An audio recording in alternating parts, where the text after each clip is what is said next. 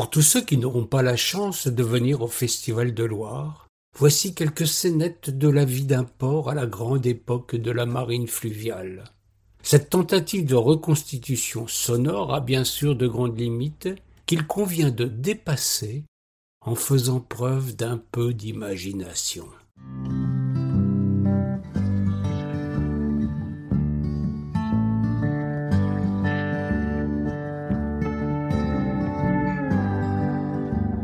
Deux bateaux accostent sur le quai. Tous deux sont équipés d'un mât de charge. Et l'un dispose d'un poulain, une échelle au barreau torve qui épouse la forme des tonneaux, pour faciliter leur déchargement. Depuis l'arrêt du Parlement de Paris du 14 août 1577, interdisant la vente dans la capitale d'un vin cultivé à moins de 20 lieues, soit 88 km environ, la Loire est devenue une rivière de vin. Des tonneaux arrivent en masse à Orléans pour partir vers la capitale. Mais ce ne sont pas les seules marchandises, bien au contraire. Leur variété et leur diversité font de cette cité l'entrepôt général du royaume, comme l'écrivit le procureur du roi.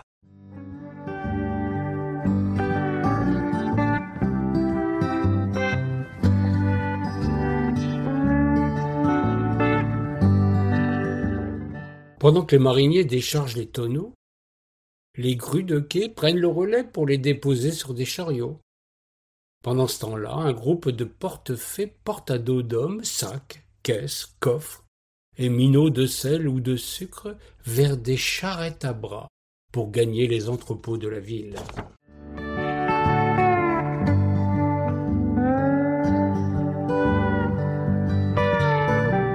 Parmi les tonneaux, l'un ne semble pas satisfaire le mandataire d'un marchand. L'homme conteste la qualité du breuvage qui aurait mal tourné durant le convoyage. Le marinier met cet incident sur les aléas de cette navigation très dépendante de la météo et des sautes d'humeur d'une rivière changeante, à défaut d'être capricieuse comme certains béotiens aiment à la dénigrer.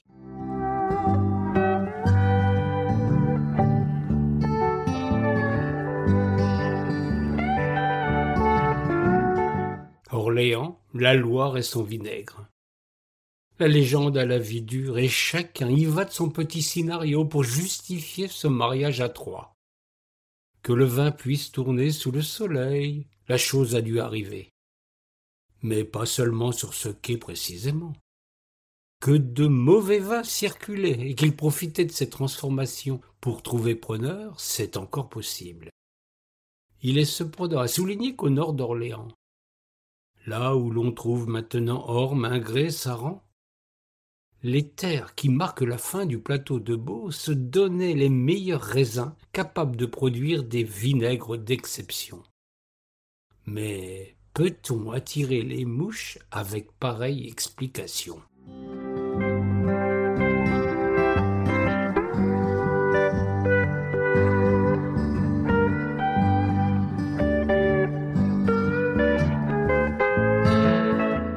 Lors des convoyages des tonneaux de vin, grande était la tentation d'en goûter le contenu. Par conscience professionnelle, diront les intéressés, ou par grivellerie, diront les clients et les marchands. C'est ainsi que les mariniers furent affublés du sobriquet de tailleux-de-douzy. En voici une explication servie avec des verres à pied. Avalant la Loire et ses vins à boire, par une rouerie qu'il vous faudra croire, nous grugions les marchands et les clients grâce à un astucieux faux fuyant. D'un très vigoureux coup de poinçon, le toutier creusait un orifice, laissant couler agréable boisson dont nous faisions notre délice. Pour effacer ce très vilain forfait, fallait colmater ce que nous avions fait. C'était facile sur un bateau de bois, un tenon bouchait la mortaise, ma foi. Les tailleux-de-douzy pour vous servir, rien qu'un petit pourboire pris sans façon, un doux plaisir sans jamais en pâtir en vidant toujours le même cruchon. Alors que le forfait accompli, il fallait refaire le niveau. Les uns prétendent que les bateliers complétaient le contenu avec de l'eau de Loire. et de plus mâles embauchés affirmaient qu'ils urinaient dans les fûts pour faire tourner le vin. Des langues vipérines, à n'en point douter.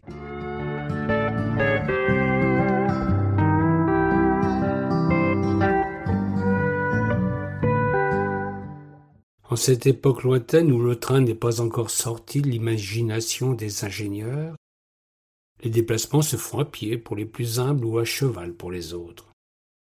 Un transport en calèche permet d'effectuer environ 33 km par jour. La malle-poste est plus rapide avec son système de relais pour les bêtes, mais le coût en est dissuasif. Les bateaux sont largement concurrentiels, surtout dans le sens de la descente.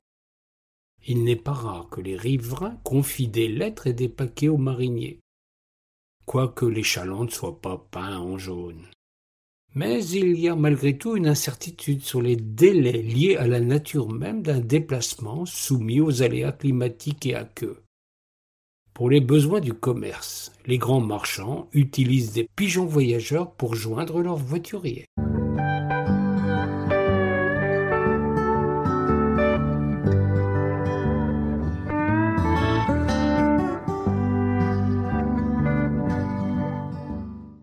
Entourés de représentants du pouvoir, des minots de sel sont déchargés pour être menés au grenier à sel de la ville.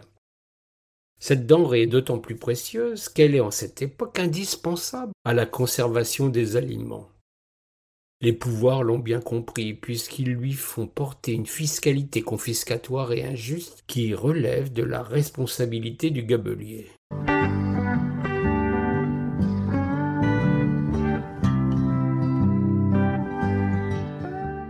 Le sel a été taxé dès César et les rois francs ont repris le filon avec Philippe V qui, en 1318, pour financer sa guerre, crée un impôt provisoire qui sera pérennisé par Philippe de Valois en 1344 avec la création des greniers à sel. Charles VII, en 1455, donne aux échevins le droit de stocker et vendre le sel taxé avec la fameuse gabelle. Le prix du sel dépend de la région. L'Orléanais est un pays de grande gabelle. La taxation la plus forte, alors qu'en aval, à partir d'Ingrande, le sel est détaxé puisqu'il provient du pays producteur. Si la Révolution s'empresse de supprimer cet impôt inique, Napoléon le remettra au goût du jour pour financer son effort de guerre. Quand certains se sucrent, d'autres versent des larmes de sel.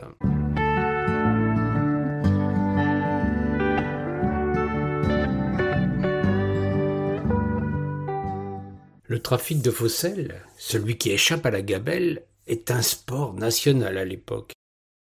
Une tentation tout autant qu'une nécessité sociale pour les mariniers qui cachent des minots de sel sans taxe sur leurs bateaux quand ils vont naviguer en aval d'Ingrande. Ce n'est pas sans risque quand ils remontent la Loire au-delà de cette frontière. Les gabelous veillent au grain et leur font une chasse impitoyable à terre, mais aussi sur l'eau, à bord de leur bateau la patache. Gare à qui se fait prendre. La première fois, il hérite de la marque d'infamie, puis, à la première récidive, 3 ans de galère. 6 à la fois suivante, à moins qu'il accepte de partir peupler le nouveau monde.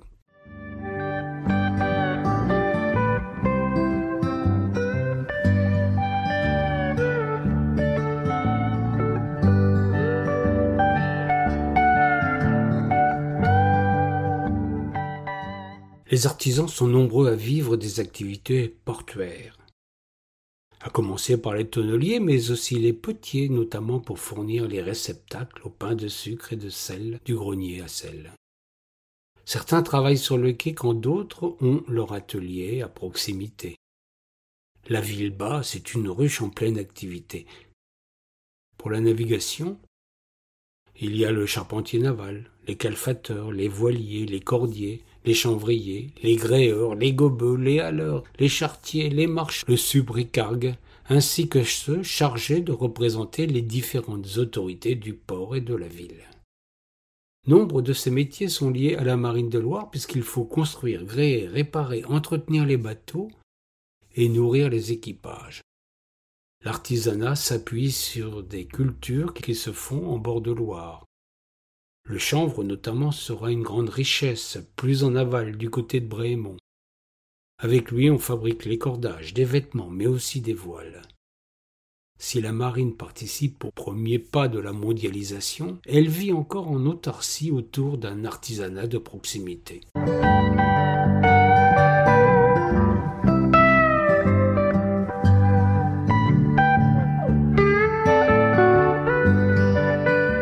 À partir de 1830, le quai du Châtelet entre en fonction et remplace en partie celui de Recouvrance.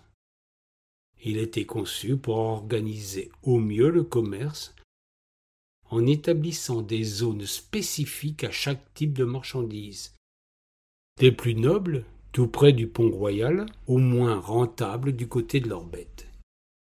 N'oubliez pas qu'en cette époque, le canal ne vient pas jusqu'ici tandis que le pont de Vierzon n'est pas encore jeté par-dessus la Loire.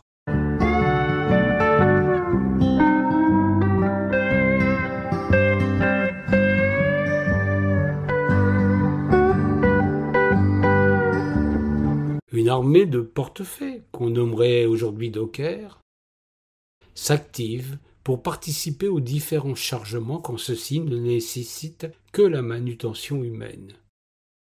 Le Pierret a été spécialement conçu pour faciliter la progression des portefaix avec des pavés irréguliers comportant un nez, une bosse orientée vers la ville. Ainsi, pour descendre, le porteur posait son talon sur le nez, tandis qu'à la remonte, c'est la pointe du pied qui s'appuyait dessus. À chaque course, le portefaix jette un jeton dans la caisse du contrôleur.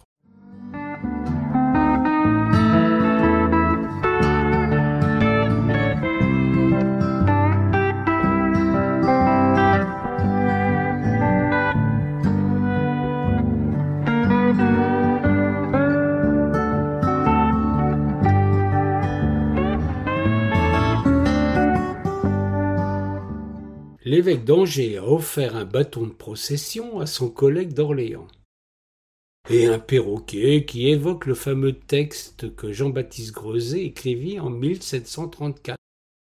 Vers vert, une fable en vers de décasyllabes qui à l'époque n'avait pas eu l'oreille de l'Église. C'est en Hollande qu'il publia un manuscrit qui connut alors un énorme succès. De Roanne, l'évêque de Lyon fait livrer quant à lui de l'encens pour la grand-messe du Festival de Loire qui aura lieu dimanche matin à l'église Saint-Donatien. La religion et la marine de Loire, c'est une grande histoire, avec Saint-Nicolas et tous ses collègues.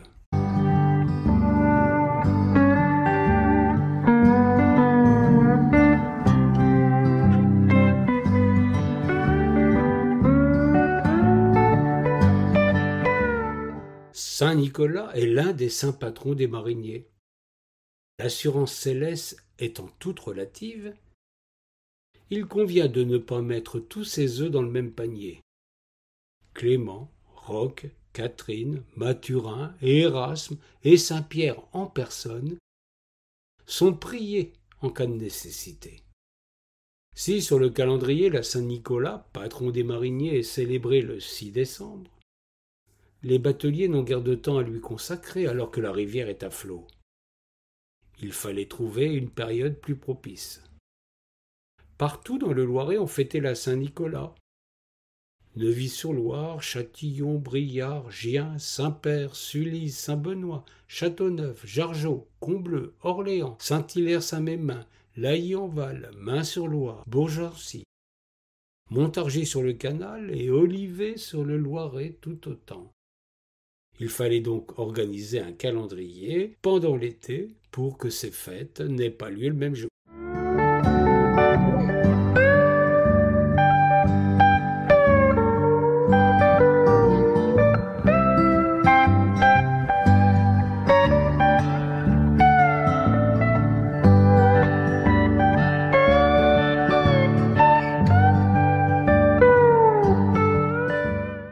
veille de la fête, les mariniers du bourg se regroupaient pour faire une grande retraite au flambeau.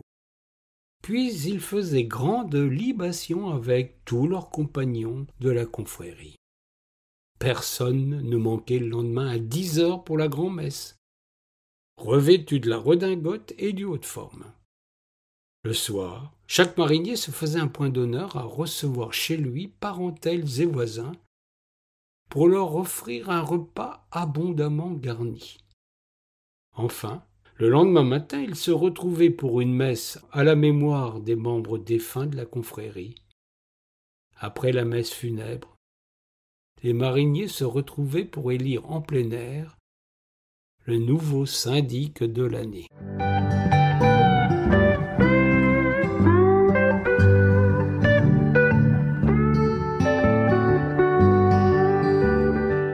Nombre de marchandises sont rangées dans des tonneaux, les conteneurs de l'époque, qui ont le formidable avantage de pouvoir se rouler, tandis qu'ils se rangent aisément sur un pont ou dans un entrepôt.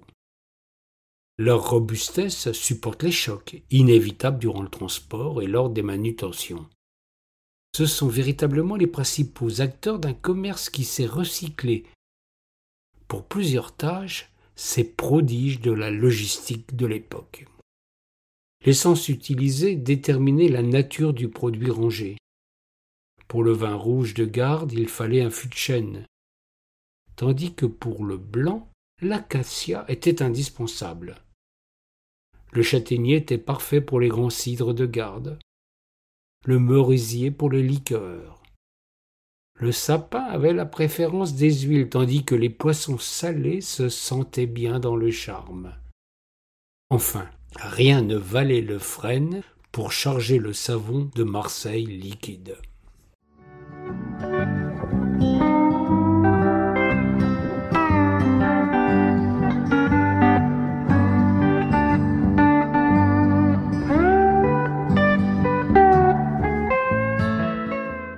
Un mendiant demande l'aumône sur le quai.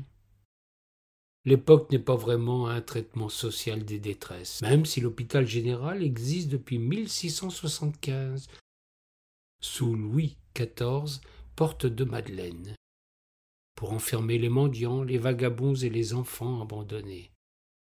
Certains échappent à la rigueur de cette maison et vivent d'expédients ou de charité comme notre pauvre larron. Le quai, tout comme les sorties des églises, est un endroit propice à la mendicité. Notre unijambis fait la Manche, ce qui aurait été difficile pour un manchot. Avec les 216 années de guerre réparties en 41 conflits contre nos voisins anglais, il y avait de quoi alimenter cette catégorie que les nombreux accidents du travail complétaient allègrement.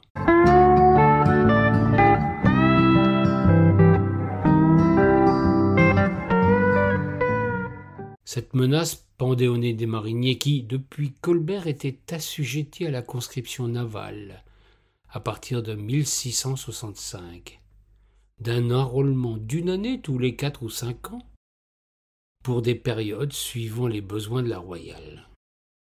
Cette mesure est très impopulaire en bord de Loire, d'autant que la guerre de libération de l'Amérique de 1675 à 1683 fut particulièrement gourmande en mariniers, au point que les hommes absents des équipages de femmes prirent le relais. La caisse des invalides apportait des subsides à ceux qui revenaient estropiés de cette conscription navale. Notre unijambis retrouve des compères mariniers. Ils se connaissent. Jadis le malheureux fut des leurs. Il leur raconte son engagement dans la bataille navale de Navarin le 20 octobre 1827, dans la baie de Navarin à l'ouest de la Grèce. Une flotte de 27 bateaux, une coalition franco-russe-britannique, sous les ordres de l'amiral de Rigny, lors de la guerre d'indépendance grecque, fut opposée victorieusement à la flotte ottomane. Un marchand, qui reconnaît celui qui jadis travaillait pour lui, vient lui accorder une aumône généreuse.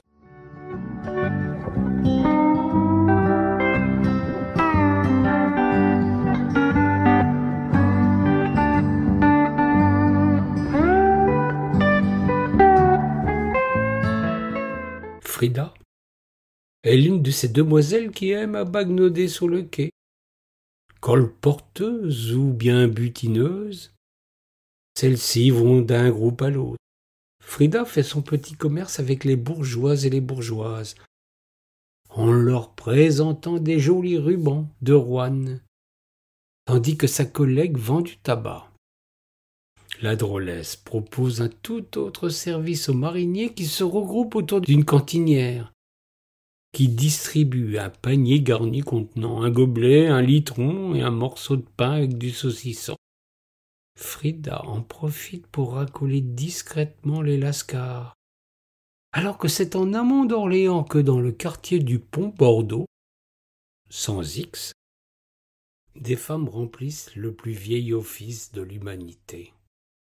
Ce sont des filles à marins, ce sont des femmes au turbin, même pas des filles de joie comme les aiment les bourgeois, elles qui font le pied de grue pour brader leur vertu, que c'est triste d'être péronnelle tout au bout de la venelle. C'est pas même le bordel d'une dame maquerelle, ce lupanar sans lumière pour ces marins en galère. C'est qu'un lugubre Bordeaux où s'arrêtent les bateaux, une escale sordide pour tous ces cœurs bien vides.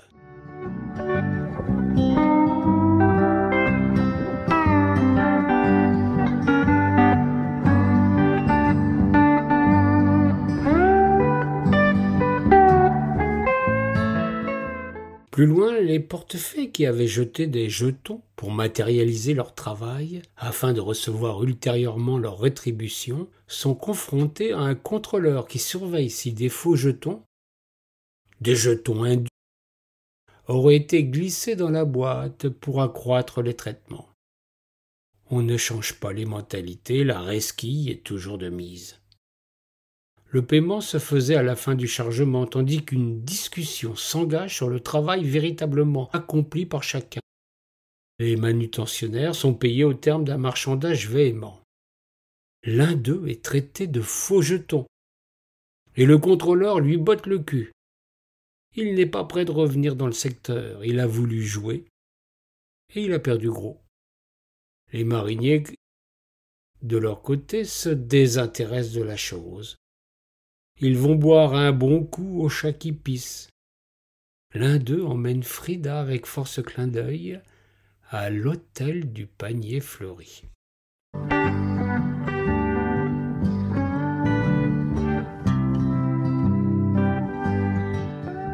Si ce petit aperçu sonore vous a mis en appétit, venez nous rejoindre lors du Festival de Loire pour 3 représentations de cette reconstitution. Le jeudi 25 et le vendredi 26 septembre 2025, de 10h à 11h. Le samedi 27 septembre, de 11h45 à 12h30, toujours au quai de la Poterne. Sinon, il faudra patienter encore 2 années pour revivre cette belle aventure. Festival de Loire à Orléans.